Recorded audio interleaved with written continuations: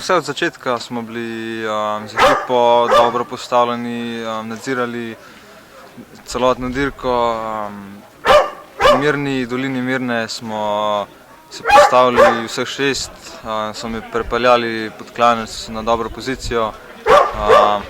Potem pa na klancu je šel tak tempo, da so vsi držali še tudi rumena majica, tako da sem napadel zadnjih 300 metrov pod klancem in me je prijel Hirš, ki me je potem odšprintal na koncu za zmago.